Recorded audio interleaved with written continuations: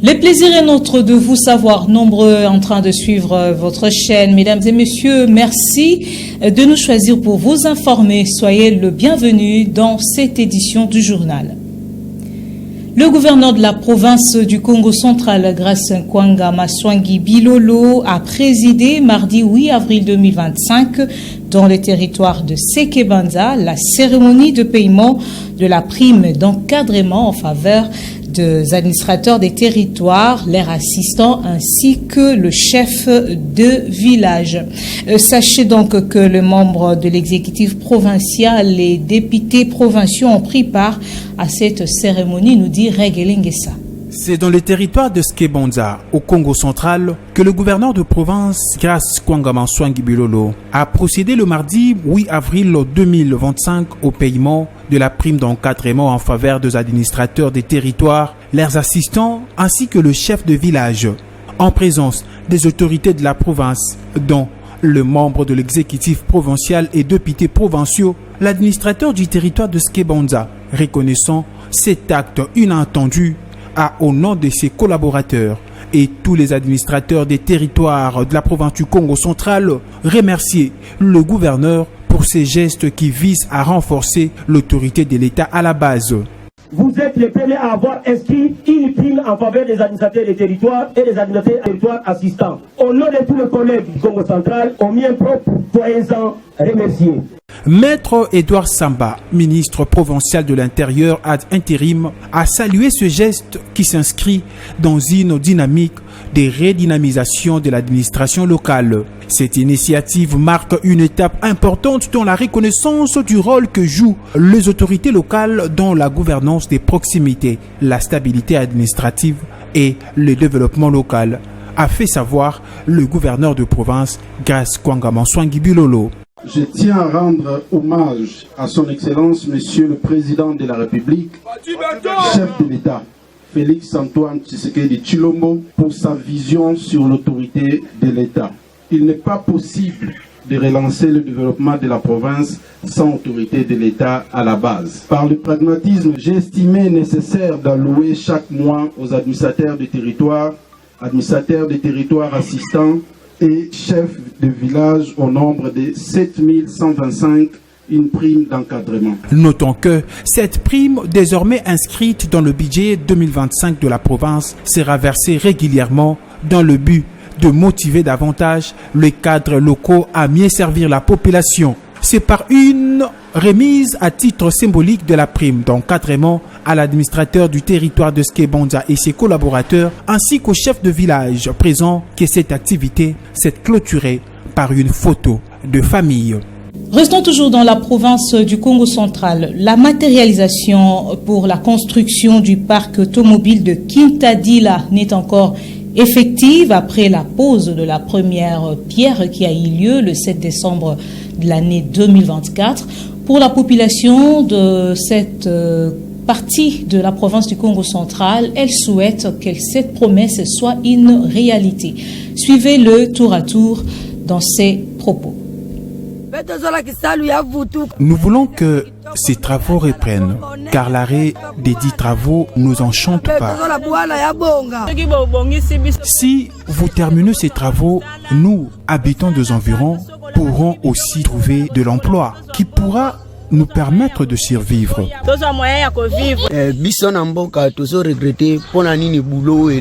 Ici au village, nous regrettons pourquoi est-ce que ces travaux sont arrêtés alors que ça sera avantageux pour toute la province. Nous ne sommes pas contents que les autorités fassent un effort pour faire avancer et terminer ces travaux, car il sera avantageux pour nous, mais également pour les générations futures. Nous voulons vraiment que ça se termine.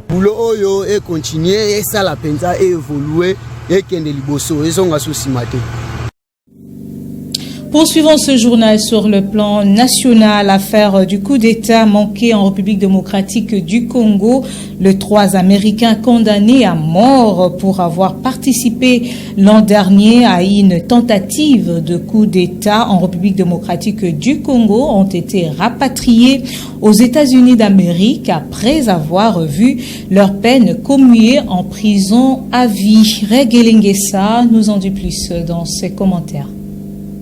Libérés de la prison militaire d'Indolo le mardi 8 avril 2025, Marcel Malanga, Tyler Thompson et Benjamin Rubin sont les 3 Américains qui ont été condamnés à mort par la justice congolaise pour avoir participé à une tentative de coup d'État en République démocratique du Congo en date du 19 mai 2024.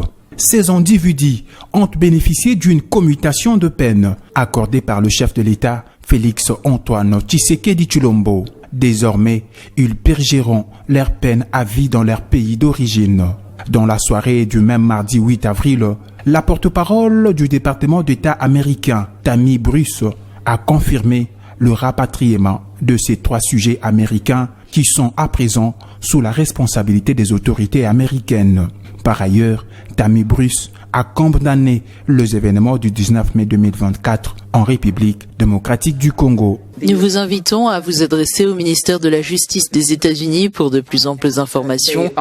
Ils ont bien sûr été transférés et sont sous notre garde. Nous condamnons par ailleurs fermement les attaques armées du 19 mai et soutenons les autorités de la RDC dans leurs efforts pour que les responsables répondent de leurs actes de manière appropriée. En même temps, nous cherchons à assurer un traitement cohérent, compatissant et humain, ainsi qu'une procédure judiciaire équitable pour ces citoyens américains. Notons que ces rapatriements surviennent dans un contexte diplomatique spécifique où la République démocratique du Congo et les États-Unis d'Amérique mènent des discussions concernant un accord sur le minerai et la coopération sécuritaire face aux conflits qui sévissent dans l'Est de la République démocratique du Congo. Prestation de serment et remise de brevet de nouveaux sous-lieutenants ici de l'Académie militaire de Kananga. Le mardi 8 avril 2025, la cérémonie a été présidée par le vice-ministre de la Défense nationale et ancien combattant, Maître Guy Mwadianvita. Le détail avec Glodino Lukanou. Dans les dynamiques de renforcement des capacités des forces armées de la République démocratique du Congo, que veut le chef de l'État Félix Antoine Tshisekedi Tshilombo, au moins 600 nouveaux sous-officiers issus de la 36e promotion ordinaire et de la 19e session spéciale de l'Académie militaire de Kananga ont prêté serment mardi 8 avril 2025, organisé dans la ville de Kananga. Après avoir juré fidélité à la nation en promettant de respecter la constitution et les lois du pays, le ministre de la Défense, Maître Guy Kabumbu Mwadianvita, a au nom du chef de l'État pris acte de leur engagement. Chef de l'État, commandant suprême des forces armées de la République démocratique du Congo, je prends acte de votre prestation de serment en qualité de sous-lieutenant. Mes très sincères félicitations. Profitant de cette occasion, le VPM de la Défense nationale, Maître Guy Kabumbu, a exhorté les officiers à l'intégrité et à la loyauté. Le militaire de Kananga n'est pas et ne sera jamais un cadre de blanchissement des grades de sous-lieutenant, encore moins un déversoir ou une décharge rejetée et indisciplinée de la société, ou encore un établissement public de formation d'officiers qui font la honte en fuyant devant l'ennemi, qui détournent et qui échouent dans toute entreprise. Mais l'Académie du Kananga est bien plus, doit être une institution militaire universitaire, vouée à un idéal simple, celui de la formation des officiers qui ont le sens de l'honneur. Rappelons que parmi les défis du président Tshisekedi, il y a la refonte de l'armée congolaise.